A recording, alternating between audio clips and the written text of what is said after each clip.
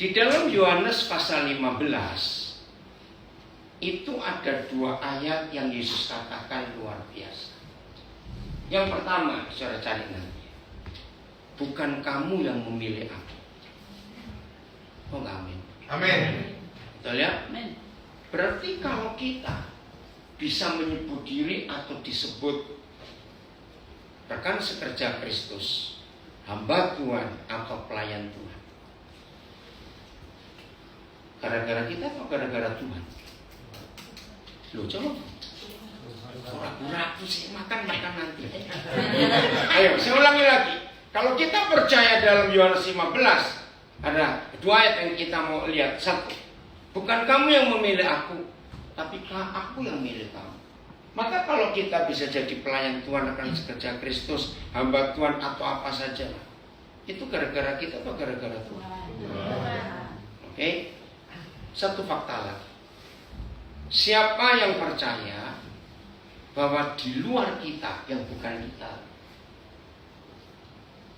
jauh lebih banyak orang yang lebih mampu dari kita, lebih kaya, lebih pintar, lebih segalanya. Betul atau salah? Betul. Yang di rumah itu.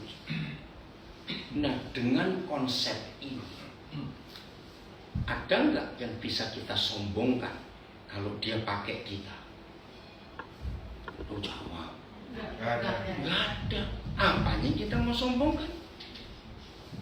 Saudara, ini hal yang luar biasa.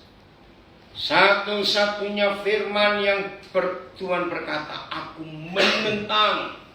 Siapa yang ditentang? Masa lupa? Satu-satunya firman yang Tuhan katakan, aku menentang. Siapa itu? Lu masa lupa? Ini pura-pura lupa, tapi betul kata. Oke, baca ayat yang saya. Yakobus 4. Adik, jangan ribut ya. Yakobus pasal 4. Coba lihat ayat 7. Kalau saya nggak salah, tolong bantu saya. Karena tadi saya nggak siapkan ini. Satu-satunya yang ditentang oleh Tuhan adalah orang ini. Ada yang di Zoom, tolong Filipus ada nggak? Tuhan, aku menentang. Ayat berapa? 6. Terima kasih. Tolong bacakan. Yakobus 4 ayat 6. Tetapi kasih karunia yang dianugerahkannya kepada kita lebih besar daripada itu. Karena itu ia katakan, Allah menentang orang yang congkak, tetapi mengasihani orang yang rendah hati. Katakan amin. Amin. Ngeri loh saudara.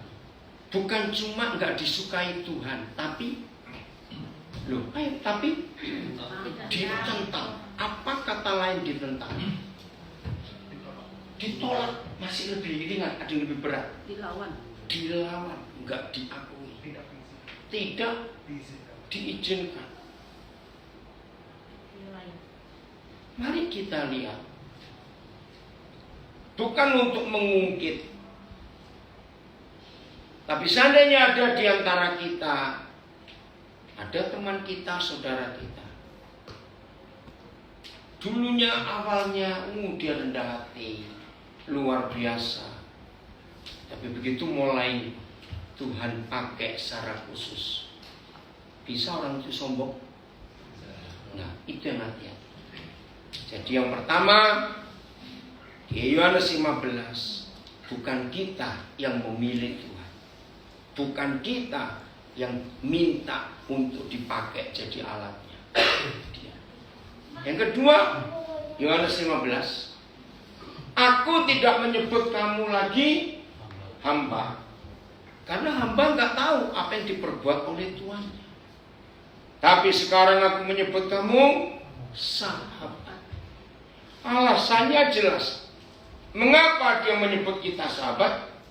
Sebab aku telah memberitahukan kepadamu segala sesuatu yang telah ku dengar dari Bapa. Saudara, ini luar biasa.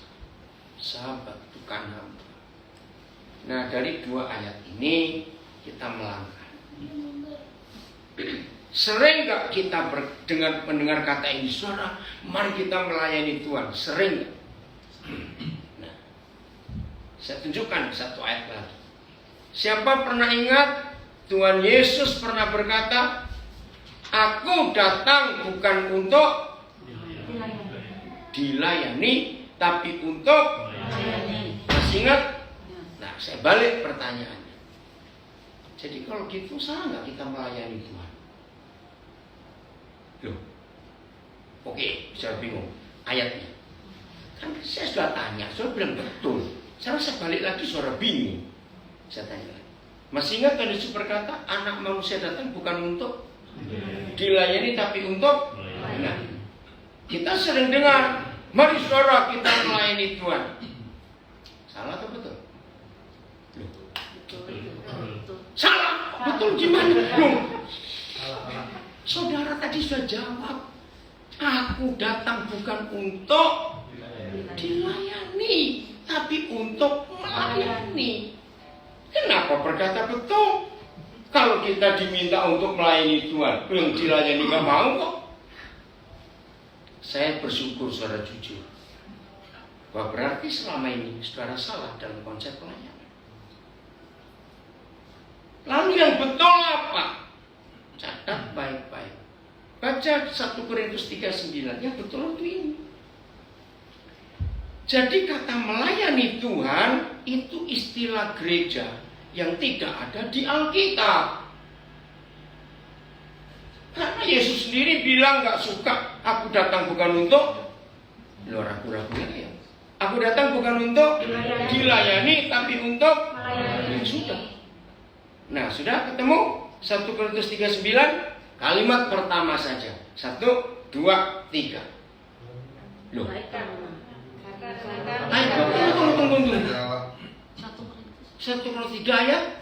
Oh, ayat 8 berarti. Saya salah. Coba lihat 8. Maaf. Kalimat pertama apa? 1, 2, 3. Baik yang pertama. Itu 9. Oh, 9. Loh, yang kok bilang salah tadi? Tapi yang baca yang salah bukan saya. Loh, tadi kan saya tanya 9 toh? Nah, pertama 9 tilang. ya baik. Tapi salah bacanya ayat 9, coba. Yang betul apa? Karena kami. Nah, itu.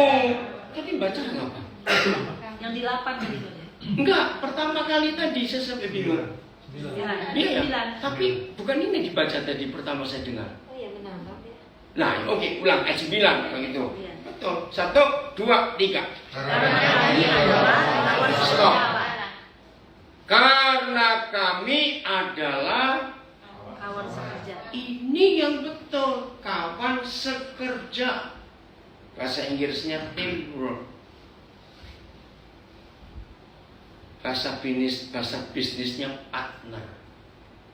Saya tanya, kalau disebut kawan sekerja, partner, teamwork, itu posisinya ada yang lebih rendah, lebih tinggi atau sejajar? Dahsyat. Saya harap mulai hari ini semua konsep kata melayani Tuhan, ayo kita kembalikan kepada prinsip Alkitab. Jadi melayani Tuhan itu menjadi kawan sekerja. Oke, saya tanya. Anggap aja semua kita orang bisnis. Semuanya kita bisnis. Kalau kamu butuh partner untuk bisnis, kamu bisnis atau karyawan? Cuma tanya aja. Ayo, kalau kita perlu tim, perlu partner untuk kerjasama, beri saya 3 syarat saja. Yang pertama harus apa? Jangan yang rohani, sevisi, bukan bisnis kok ini. Bukan, salah. Salah. Nah, yang punya duit, pura-pura aja. Kan saya bilang bisnis. Oh, ini kebanyakan otak rohani ya begini nih. Maaf, lo betul nggak? Nomor 1 kalau kita cari partner bisnis, ya mikir duitnya ada atau tidak. Lo kok nggak men? Nah, syarat pertama kita masuk nggak hitungan? Enggak punya apa-apa, sombong betul. Lo kita ini punya apa? Lo ngerti nggak pertanyaannya? Kan tadi suara saya tanya, syarat pertama milih yang Modalnya besar. Lah kita modal apa? Cuma modal apa? Maaf. Tapi toh Yesus pilih.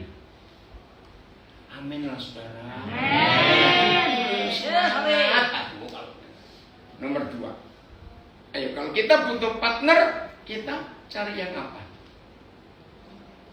Enggak usah ragu-ragu. Berarti nggak punya partner ini. Apa? Kompeten, betul, cakap, ahli, punya pengalaman, betul, hebat. Setia. Tunggu dulu satu dulu. Setia nggak masuk itu terlalu rohani. Saya dari umum. Saya tanya lagi, jujur, kita kompeten? 25 April 85. Pertama kali saya bertemu dengan Bapak A.M. Sinaga, pemilik asuransi Bumi AC Jaya. Ada yang pernah dengar? Saya nggak tahu dia masih hidup atau tidak. Saya kaget. Waktu itu kami ada pertemuan hamba-hamba Tuhan, para pengusaha Kristen dan para kaum profesi Kristen. Ada jaksa, ada hakim, ada dokter, pengacara semua. Giliran Pak A.M. Sinaga khotbah, saya tersinggung. Begini khotbahnya, tapi itu benar. Maaf ya, sudah tahu, maaf orang Batak, Pak Ansom itu keras orangnya. Kalau mereka tumbuh, kalau ngomong frontal, maaf ya. Kalau Tuhan model saya akan pecat ini semua pendeta majelis zaman Tuhan. Enak sekali kamu. Apa alasan Pak A.M. Sinaga ngomong gitu? Bayangkan. Diberi tugas sejak 2000 tahun yang lalu. Pergilah kamu ke seluruh dunia, beritakan Injil itu. Selesai nggak? Belum saya tanya. Selesai nggak tugas itu? Belum saya tanya. Selesai nggak tugas itu? Belum. Terus Bapak Sinaga berkata, tapi tiap bulan kita minta gaji. Ayo, setuju kalimatnya? Di situ saya bertobat. Kalau kita rekan sekerjanya harus kompeten, ahli, cakap, bisa kerja dengan baik, maka kerjaannya pasti cepat selesai. Yang ketiga, ayo sebut yang lain. Boleh, baru yang tadi itu jawab. Visi. Ya, jawab. Yang satu tujuan, satu visi. Nah, sampai di bagian ketiga ini, saya minta masing-masing kita jujur. Saya tidak menyebut 1-2 merek gereja, tapi saya berkata umum. Sebelum saya beri pertanyaan dan saudara jawab, untuk yang ketiga, sevisi nggak kita ini dengan Tuhan, saya berikan fakta atau bukti. Narkoba. Saya harap nggak ada yang nggak tahu ya semuanya. Narkoba dengan Injil mana lebih laku? Lu saya tanya aja jawab. Ini cara saya mikir. Kenapa? Dengan 3 hal ini, kok aneh? 1, narkoba atau Injil yang pakai iklan. Ayo, narkoba atau Injil yang pakai iklan, pakai spanduk-spanduk itu. Hadirilah kakak, hadirilah loh. Saya tanya, ya saya tanya cepat jawab. Narkoba atau Injil yang pakai iklan? Enggak ada orang jongkok narkoba pakai iklan. Goblok betul dia. Saya nangis waktu Roh Kudus tunjukkan ini. Kenapa yang nggak pakai iklan bisa lebih laku? Setuju nggak saya ngomong? Yang kedua, mana yang gratis, mana yang mahal antara narkoba dengan Injil? Ini pertanyaan konyol, tapi gereja harus ngerti. Ayo jawab. Apa bayar? Injil itu gratis, narkoba itu mahal. Lihat korban terakhir, calon Kapolda Jawa Timur sudah siap dilantik. Kok bisa tergiur jual 5 kilo sabu-sabu hasil tangkapan? Begitu hebatnya narkoba itu.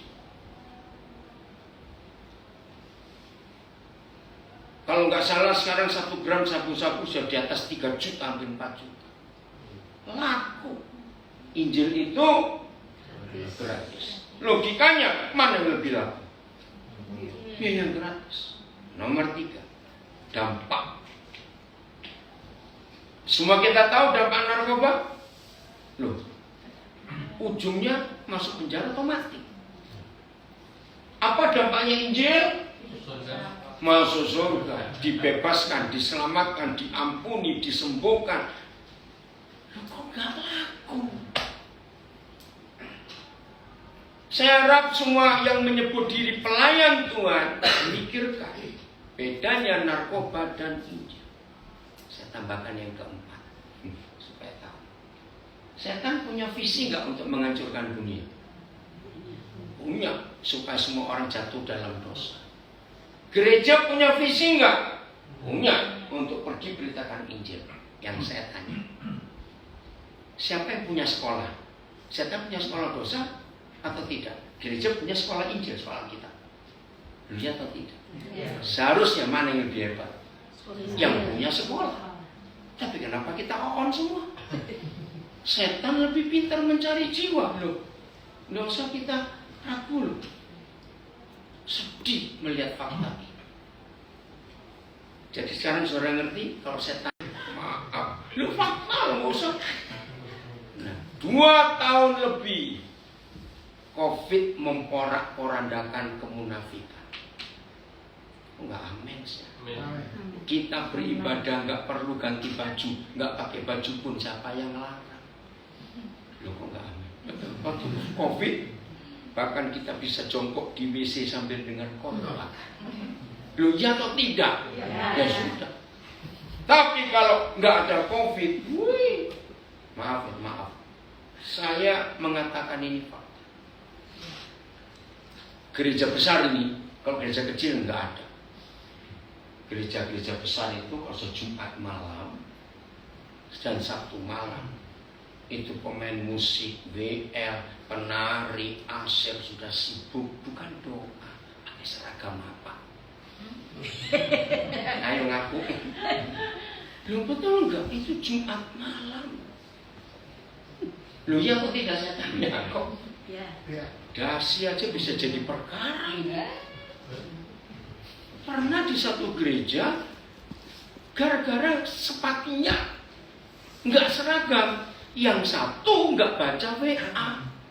Hari itu yang perempuan harus pakai sepatu yang hak sekian senti, yang ini nggak baca. Saya sampai sedih. Itu jadi ribut. Terus saya tanya, lu kenapa diributi? Jadi nggak serasi Pak kalau dilihat dari jauh tingginya itu. Ya ampun. Pernah dengar kejadian seperti itu? Nah, bayangkan Tuhan mana pusing dengan sepatu. Betul tidak saya ngomong ini? Maka itu penyaringan terjadi dengan COVID. Hamba-hamba Tuhan, coba dengar, saya punya 2 istilah ini. Tahun 82 Roh Kudus pernah beri saya 2 istilah. Yang betul yang mana?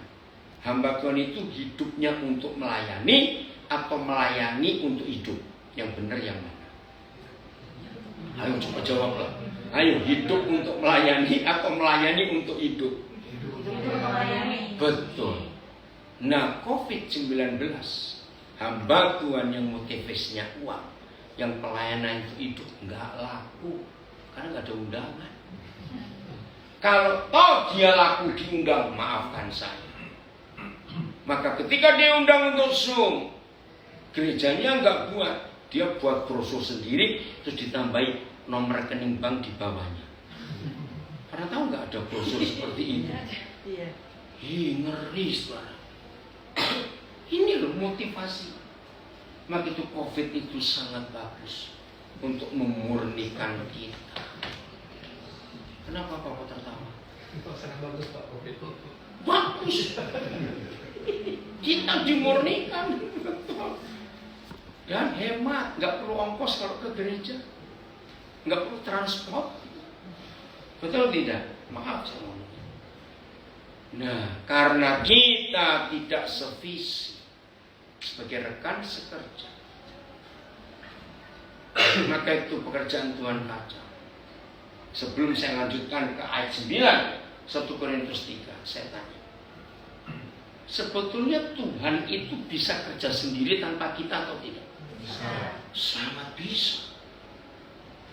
Ini yang saya kagum. Pernah ada yang ngajar saya, Tuhan itu kalau pakai malaikat, pekerjaannya jauh lebih cepat selesai daripada pakai kita. Betul atau salah? Karena 3 hal. Malaikat nggak perlu transportasi, 2 nggak perlu akomodasi, 3 nggak perlu konsumsi. Undang manusia, ampun.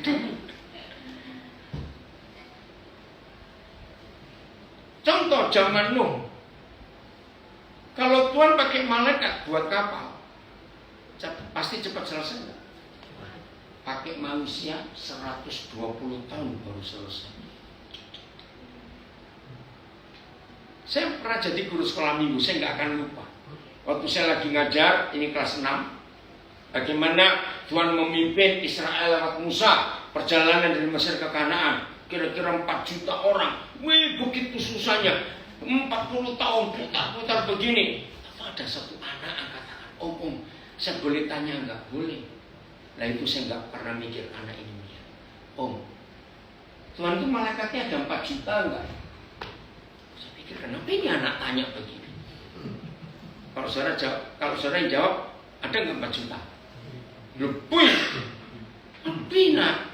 Kenapa? Saya sambil senyum. Daripada repot-repot pakai Musa, kenapa Tuhan nggak nyuruh satu malaikat gendong 1 orang Israel? Tanya apa?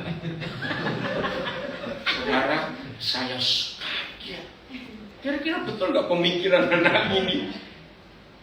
Iya ya. Ngapain sampai 40 tahun loh? Wih. Nah, banyak hal yang kita temukan. Kalau Tuhan pakai malaikat, pekerjaannya jauh lebih cepat selesai. Siapa yang yakin? Saya sih yakin. Kalau ada gereja bisa mengundang malaikat KKR khotbah. Sebelum dia khotbah baru tampil orang bertobat. Loh, betul nggak kira-kira? Wih, semuanya pasti akan.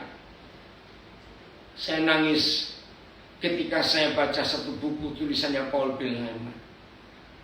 Malaikat itu bukan anaknya, tapi ciptaannya. Kita ini anak-anaknya yang serupa dan segambar. Ini luar biasa. Maka itu dia pilih kita. Walaupun kita kadang-kadang dikit. Bandelnya ini.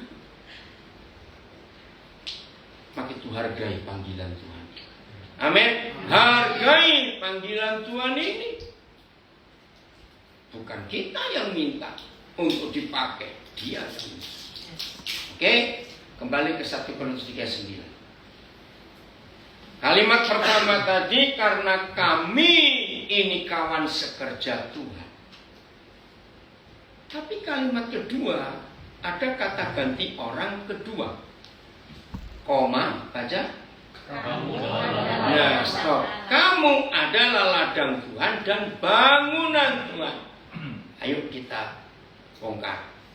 Kamu siapa di sini? Enggak usah ragu-ragu. Bukan jemaat salah. Orang yang di luar kita.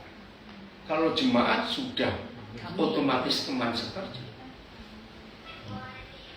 Jadi kalau saya pakai istilah mega proyek, saya nggak tahu. Pemerintah Provinsi Kalimantan Selatan punya mega proyek apa?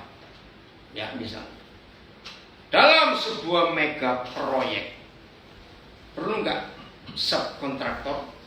Ya, subkontraktor.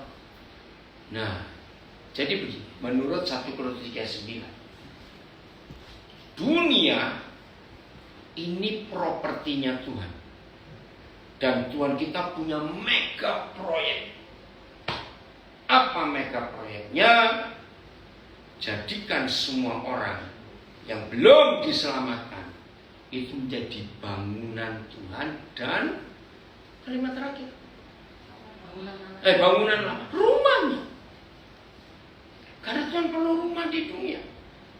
Dia ingin supaya semua orang diselamatkan.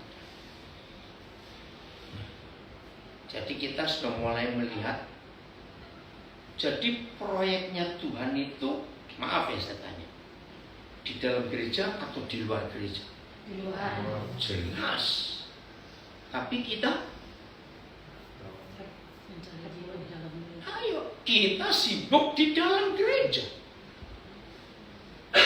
Mulai hari ini saya beri PR saudara masing-masing. Hitung berapa kali selama Yesus Tuhan kita hidup itu masuk ke bait suci di Yerusalem dan ke sinagog. Banyak atau sedikit? Sering atau jarang? Jarang.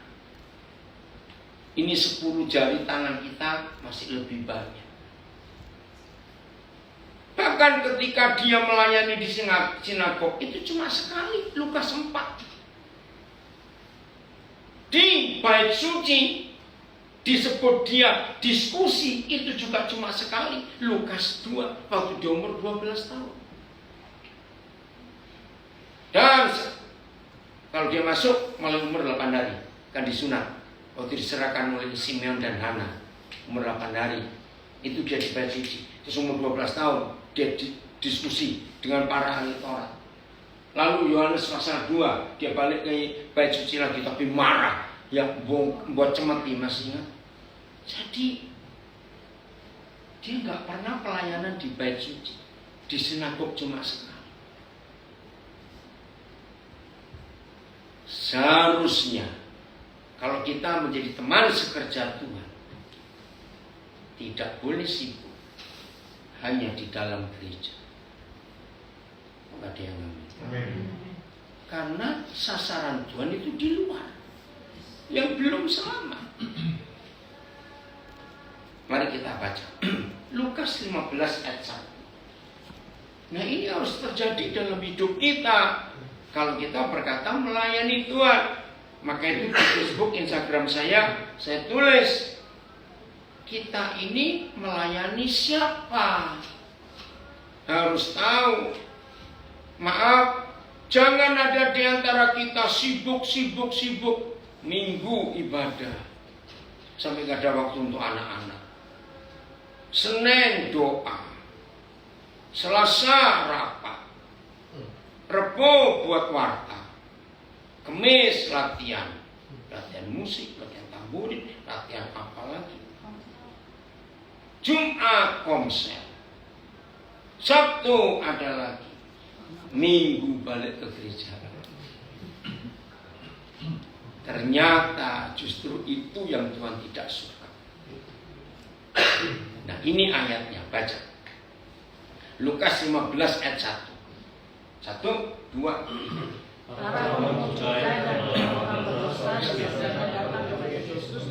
Untuk mendengarkan dia. Saudara, saya lupa tahun berapa Roh Kudus memberi saya pengertian ayat ini. Saya bertobat.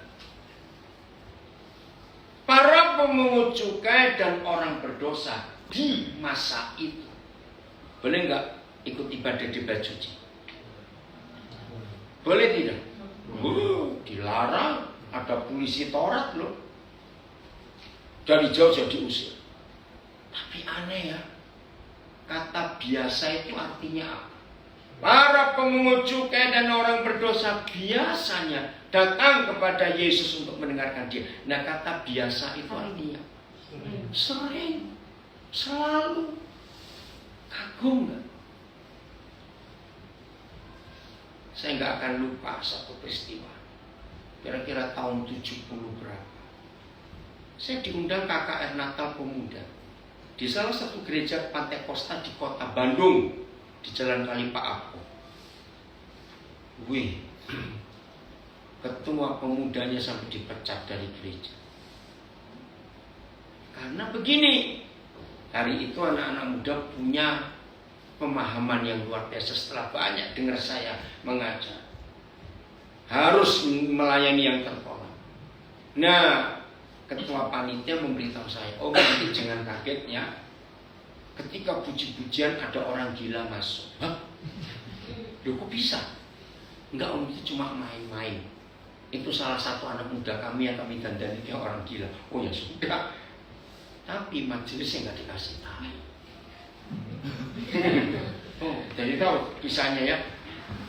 Itu puji-pujian rame. Si gila masuk lompat-lompat. Waduh, dengan dandanan saya dapat dari mana itu pakaiannya begini? Ini hati saya ini kan saya tahu. Saudara, majelis langsung nyergap dia, dipaksa tarik keluar. Nah, si gila yang pura-pura gila ini meronta dong. Akhirnya pemimpin puji bilang, stop, itu saudara kita. Malu majelis ini.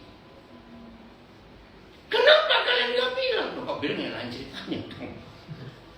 Dari situ saya belajar. Ternyata gereja tidak pernah siap menerima yang terhilang. Maaf saya tanya, tapi jangan jadi bahan diskusi dan debat. Maaf. Kira-kira kalau kita kebaktian minggu, tahu ada pelacur masuk, pasti ada yang tanya, loh dari mana tahu kalau itu pelacur? Ah tahu lah, dari dandanannya, dari baunya, masih tahu kan? Maaf. Betul nggak?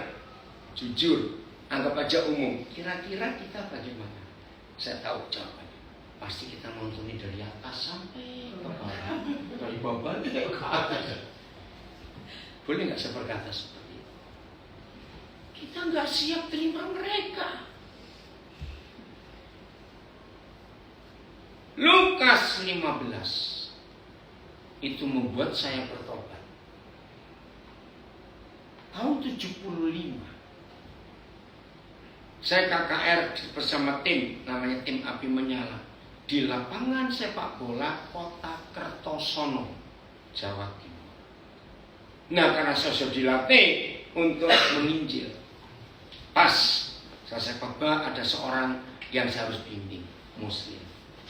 Nah saya itu baca Yohanes 3:16. Kan memang itu cara menginjil toh. Karena begitu besar kasih Tuhan dunia sehingga diberikan anaknya. Saya baru selesai ngomong najis. Loh, sok nggak dengan najis? Tuhan punya anak, najis. Saya kaget. Saya langsung lemes, nggak bisa ngomong apa-apa. Sampai orang ini pergi saya juga nggak tahu. Karena saya syok. Akhirnya, kenapa? Karena mayoritas saudara kita, itu masih ingat ya? Nggak ada Tuhan punya anak, kawin sama siapa? Loh, tapi ini kan firman Tuhan. Sejak itu saya mulai mencari kebenaran ini. Terus gimana caranya nerangkan kepada yang mayoritas supaya nggak berkata najis? Ternyata Yohanes 3 ayat 16 itu dijelaskan oleh Lukas 15. Masih ingat? Ada berapa kisah di Lukas 15? Ayolah, masa nggak tahu? Ada berapa kisah? Tangan saya sudah gini, masa nggak jawab sini berapa? Itu orang ini. Ada berapa kisah? Ya gitu loh, nyebut. Apa saja? Apa saja? Domba yang hilang, dirham, uang yang hilang, 3 tapi semuanya happy ending. Saya nangis waktu Roh Kudus jelaskan. Ini loh arti Yohanes 3:16. Jangan nyebut Tuhan punya anak kepada yang mayoritas, tapi bilang Tuhan menunggu kamu pulang karena kamu anaknya. Betul tidak? Nah sejak itu cara penginjilan saya ngerti mereka. Ini hebatnya Lukas 15. Maka itu di antara 4 Injil, Lukas 15 yang saya paling sering khotbah. Karena itu the real love story, the greatest love story. Masih ingat? Bukan sampai Engtai, bukan Romeo and Juliet. Itu kalau saya bilang sad story. Kenapa? Endingnya bunuh diri kok. Mana love story? Kisah kasih ya ini. Surga. Papa kita yang hebat mengasihi penjahat-penjahat ini. Nggak aneh. Betul? Ini the greatest love story. Hebat sekali. Nah, sejak hari itu saya akan menghukum diri saya sendiri. Apa yang saya kerjakan? Kalau sampai dalam 1 minggu tidak ada orang yang berdosa datang mencari Yesus lewat saya, berarti saya adalah orang Farisi, ahli Taurat, imam-imam akhir zaman. Ngerti nggak kalimatnya?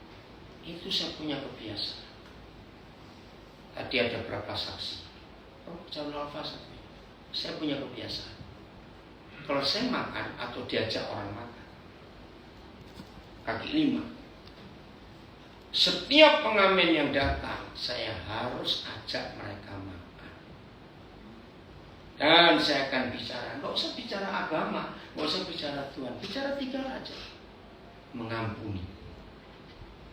Hanya Yesus yang ajari kita mengampuni. Rata-rata orang punya sakit hati nggak pernah disakiti nggak? Nah, itu dia. Puji Tuhan, saya tiduran. Orang capek, mau pindah sini nggak? Puji tidur. Bicara soal harapan masa depan. Nah, itu kebiasaan saya. Berapa lama saya makan dan berapa banyak pengamen datang, pasti. Dan saya nggak cuma ajak mereka makan. Saya pasti akan tanya, kamu di rumah berapa orang? Bungkus. Nah, tadi siang diajak makan apa itu? Raja Acan ya? Raja Acan. Sambal apa itu? Acan. Raja Acan tau kayak pasir. Tapi saya lihat ada anak kecil jual es apa namanya? Es kero. Ya saya sih nggak pengen makan itu. Terus saya tuh mikir, supaya saya bisa ketemu anak ini, saya belikan siapa ya? Oh, pelayan rumah makan Acan itu. Saya belikan 10. Baru selesai, datang temannya yang bawa es juga. Ini kalau saya nggak beli juga nggak adil.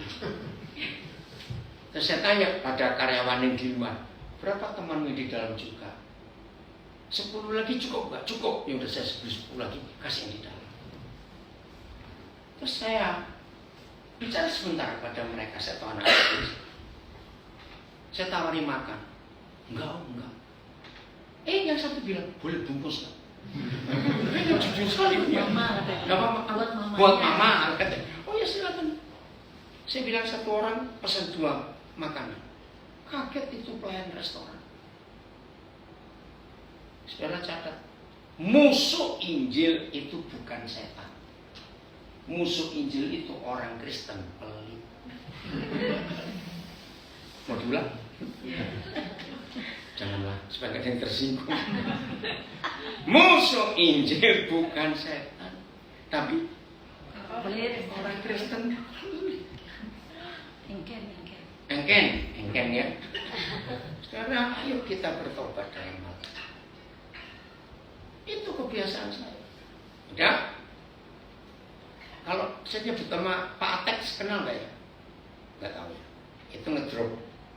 Saya balik ke hotel.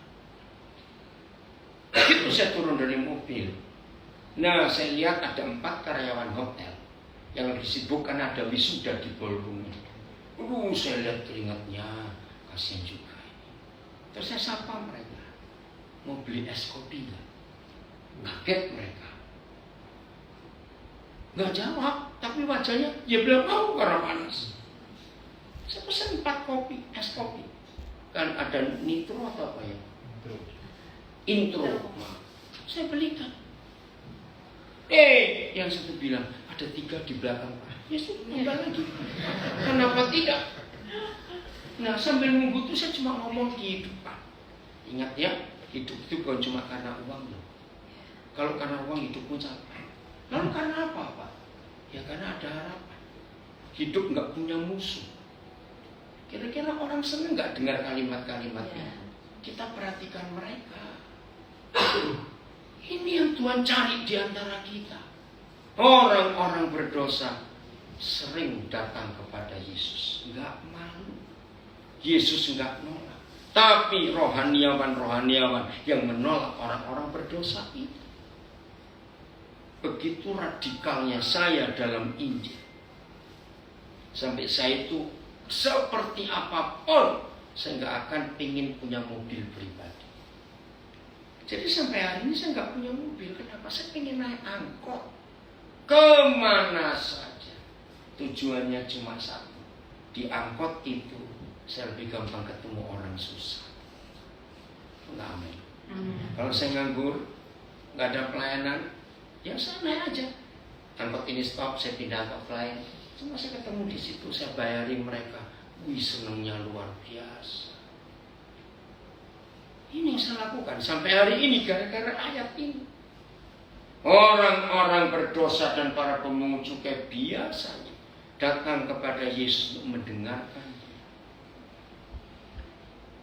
Pemilik-pemilik perusahaan paling tidak sebulan sekali panggil hamba Tuhan, kumpulkan istri dan suami karyawan saudara.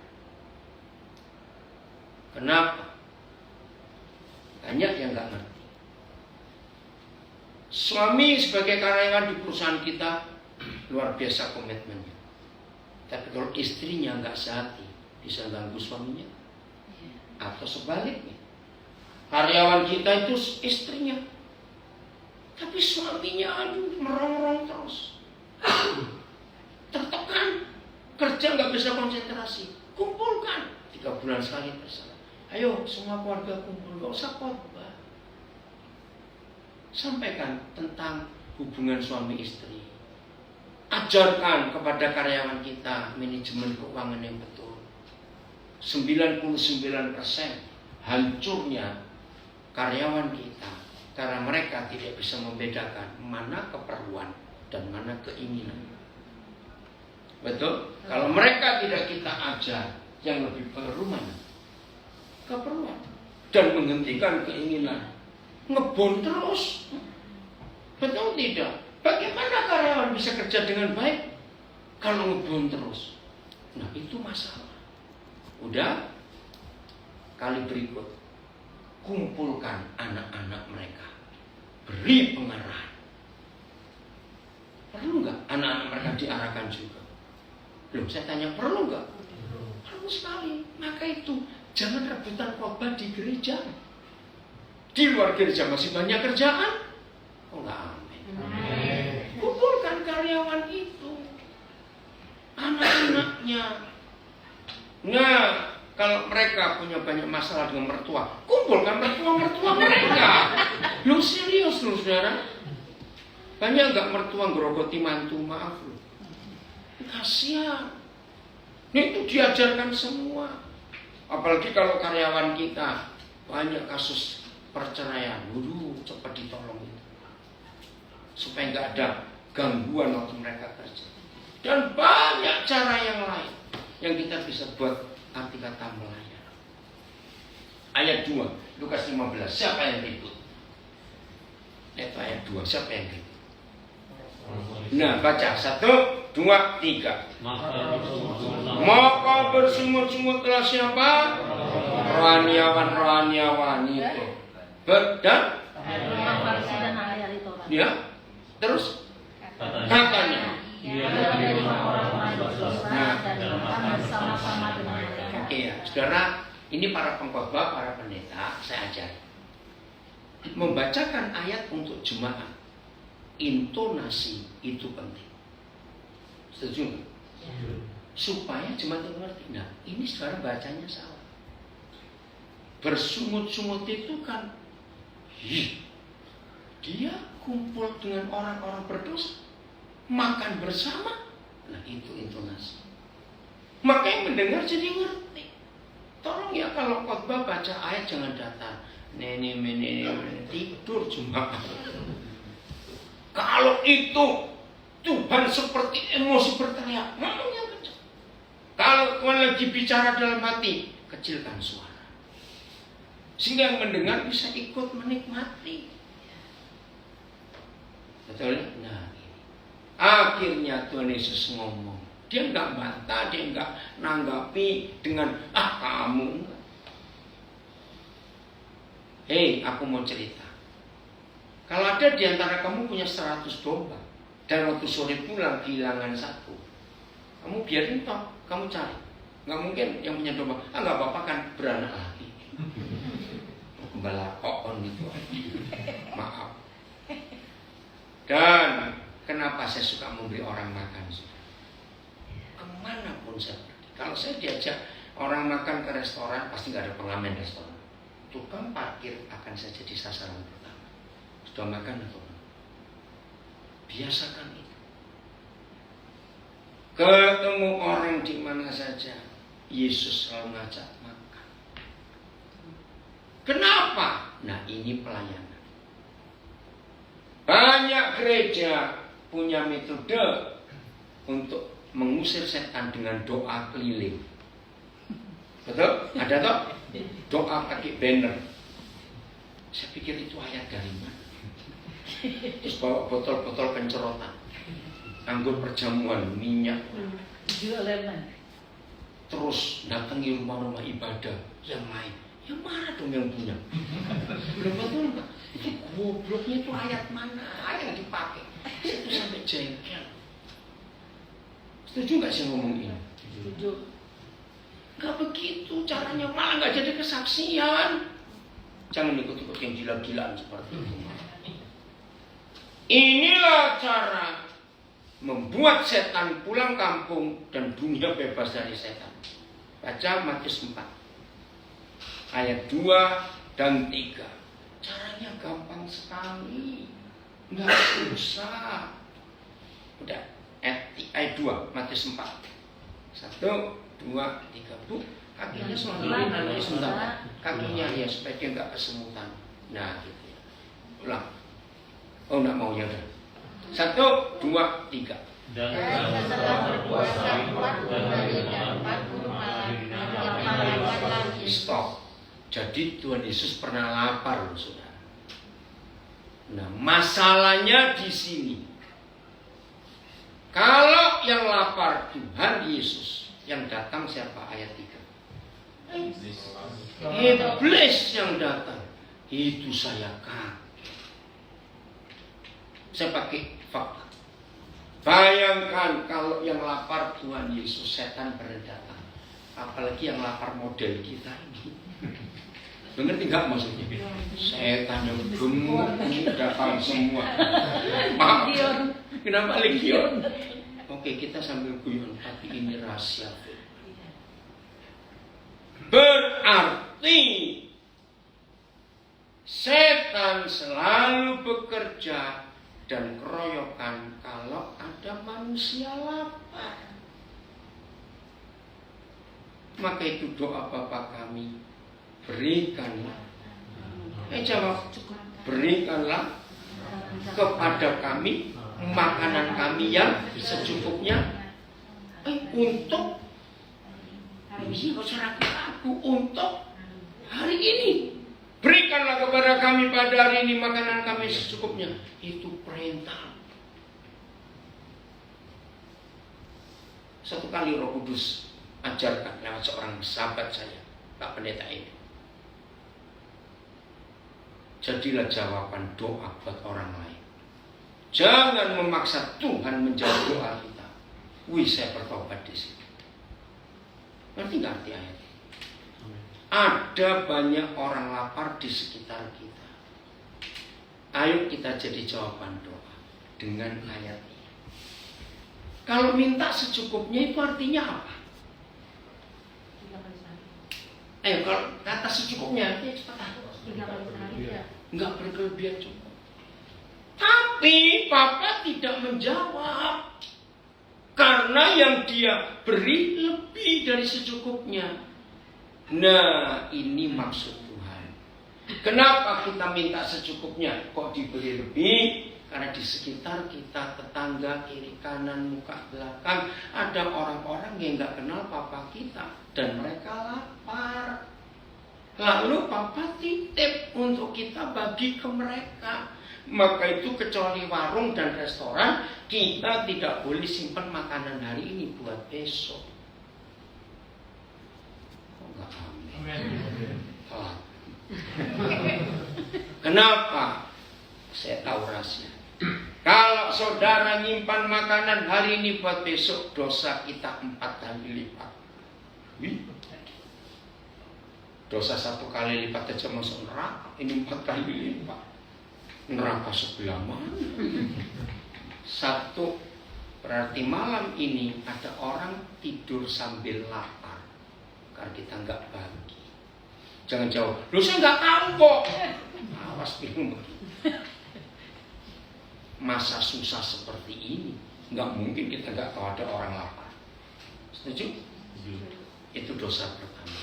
Dosa kedua, karena saudara tidak belanja besok, maka penjual sayur, penjual rica nggak laku dipakai besok. Betul-betul. Kasihan mereka. Pasar Apung tutup. Nomor 3, dosa ketiga. Makanan yang dipanasi lagi sehat tidak? Ya sudah. Ya sudah. Nggak sehat. Yang keempat, perintahnya bagi. Saya belajar dari binatang soal ini. Saya tanya, pernah nggak saudara mikir antara kita dengan binatang siapa lebih murah hati dan suka berbagi? Oh susah. Oke, saya beri pertanyaan balik. Binatang kalau punya sisa makanan dia makan. Umumnya tinggal kasih yang lain. Nah ini jawabannya. Mengapa mereka lebih suka berbagi, bisa berbagi daripada kita? Ayo jawabannya. Oke, karena binatang nggak punya lemari, nggak punya kantong, nggak punya plastik, nggak punya tupperware, nggak punya kulkas. Jadi mereka berbagi. Coba jahatnya kita diundang pesta bawa kantong, bawa apa? Bungkus. Itu loh yang kita harus belajar. Jadi Tuhan Yesus suka memberi orang makan. Jadi kalau kita sebagai pelayan, sebagai rekan sekerja Yesus, bisa menemukan, membuat tidak ada orang lapar di sekitar kita, setan pulang kampung dan jadi pengangguran. Betul tidak? Nggak ada yang dikerjain karena semuanya kenyang. Ini perintah. Jangan bilang, loh kamu aja masih susah ya? Gimana mau nolong orang? Salah. Oh iya ya, ini sepanjang 2 bulan terakhir, wih, dengan resesi tahun 2023, wih lebih gawat. Saya tolak itu semuanya. Enggak. Kenapa? Harus ada jaminan ayatnya. Tolong sampaikan kepada semua orang, termasuk para pendeta, kalau khotbah jangan nakut-nakuti jemaat. Suara tahun depan resesi, bahkan sudah mulai banyak orang. Ayo mulai nimbun makanan, siapkan ini. Ngapain itu salah semua? Oke, baca. Ini jaminan Papa kita. Kejadian 8 ayat 22. Tolong siapa saja yang mendengar pendeta khotbah tahun depan resesi, karena pemerintah bangsa-bangsa bilang, betul nggak? 2023 itu menakutkan, di samping perang Rusia ukurannya belum selesai. Jangan takut. Saya nggak mau khotbah soal resesi, nggak ada, karena jaminan Papa. Udah, Kejadian 8 ayat 22. Baca 1, 2, 3. Nah, stop dulu. Kata ini bagus. Selama bumi masih ada. Dengan kata lain, selama kita masih melihat tanah. Tidak ada provinsi sehebat Kalimantan Selatan, gambutnya paling luas se-Indonesia. Walaupun tanah gambut, kemarin saya jelaskan oleh Pak Endri, ternyata bisa nanam padi walaupun gambut. Nah, ada apa? Ada 4 hal. 1, selama bumi masih ada, takkan berhenti-henti. Apa kata lain takkan berhenti-henti? Enggak, stop. Terus. 1, baca. Musim menabur dan menuai. Maaf, ketika banyak gereja berapa tahun yang lalu slogannya, ini musim penuaian, saudara, musim penuaian. Saya marah, saudara. Marahnya di mana? pakai otak, maaf. Menuai tapi nggak pernah menabur, itu namanya merampok. Bujur. Lu betul nggak? Kenapa sih gereja nggak ngajari menabur, kok ngajari menuai terus? Menabur bukan uang. Nah, ini loh salahnya lagi. Banyak nggak pendeta khotbah yang bicara duit terus? Saudara, percayalah, kita akan diberkati 30 kali lipat, 60 kali lipat, 100 kali lipat, betul? Loh, pernah dengar khotbah sih? Yang lipat-lipat itu bukan duit, firman. Di Matius 13 dengan jelas Yesus berkata, inilah perumpamaan tentang menabur, yaitu menaburkan firman. Jadi bukan duit. Firman yang kita dengar itu harus berlipat ganda di hidup kita. Sama seperti Yohanes 10:10. Aku datang supaya kamu beroleh hidup dan hidup berkelimpahan. Dikhotbahkan duit lagi, maka kita berlimpah-limpah materi. Gobloknya ini. Yang berlimpah itu hidup, bukan duit. Nggak ada ngomong duit. Hidup yang berkelimpahan. Nah, saya beri kesaksian. 26 Agustus 2 bulan yang lalu, anak-anak saya membuat ibadah di beberapa tempat. Saya betul nggak mau, tapi mereka mensyukuri 50 tahun saya khotbah. Sini khotbah pertama tanggal 26 Agustus 72. Nah, 26 Agustus 2022 kemarin pas 50 tahun. Saudara bisa bayangkan. Di ruangan ini Bu Alfa yang paling lama kenal saya. Itu tahun berapa aja? Masih SMA katanya. 82 ini. Berarti baru 10 tahun kejadian ini. Istilahnya yang nyedot hidup saya itu nggak sedikit. Bayangkan, saya dengan istri diberi Tuhan kepercayaan sudah berhasil meluluskan hampir 500 sarjana S1, 490 sekian. Dan bukan teologi umum. Saya meluluskan 62 master, 6 doktor. Tahun ini saya memuliakan 3 doktor lagi, 2 di Satya Wacana, 1 di Makassar. Saya meluluskan 14 dokter.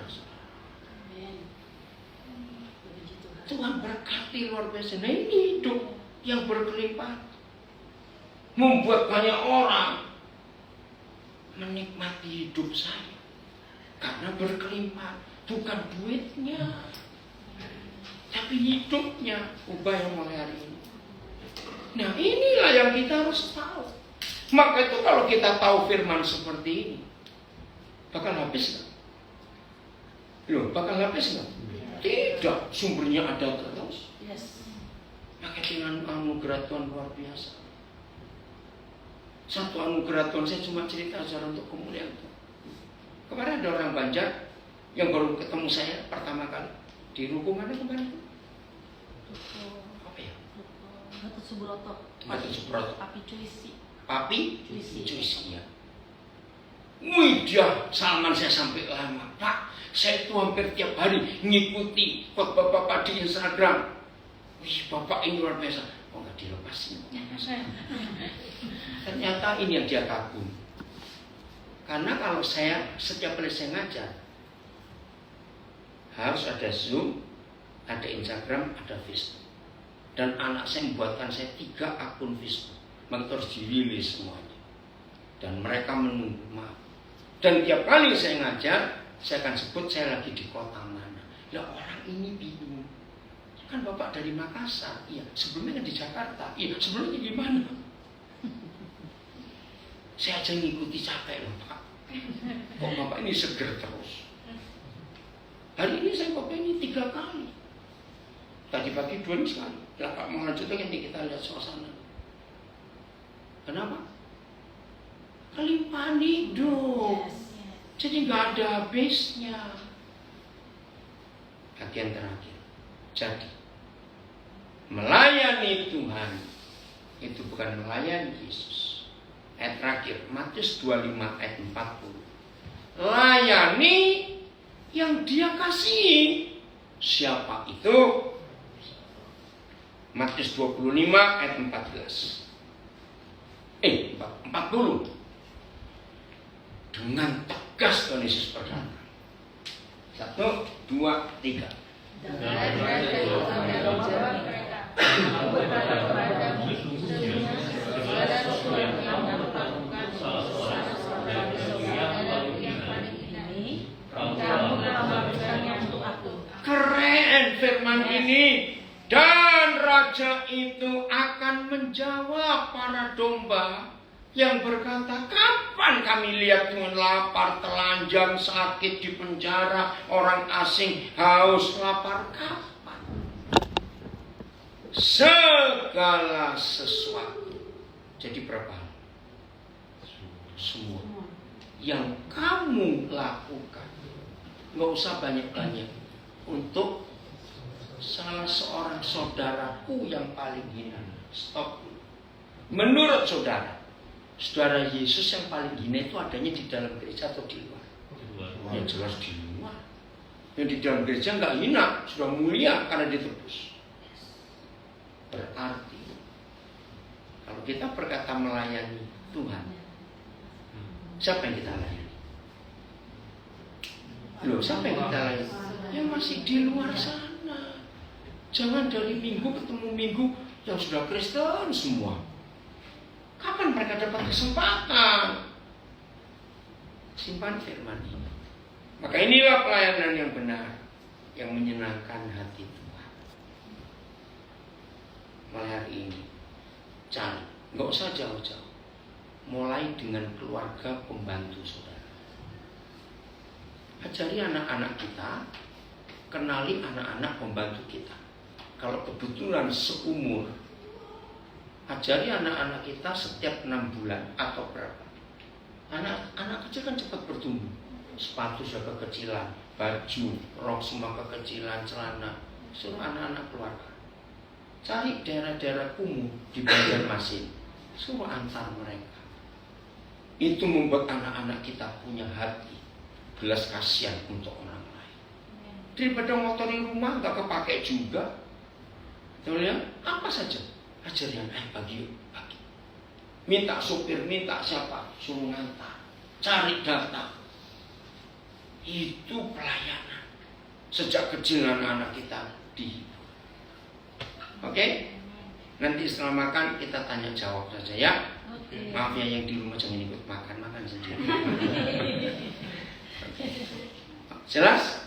Mau berubah konsep pelayanan? Ya, harus mulai sekarang. Itu salah semua. Tuhan tolong kami untuk jadi teman sekerja Yesus. Haleluya. Tuhan memberkati kita semuanya.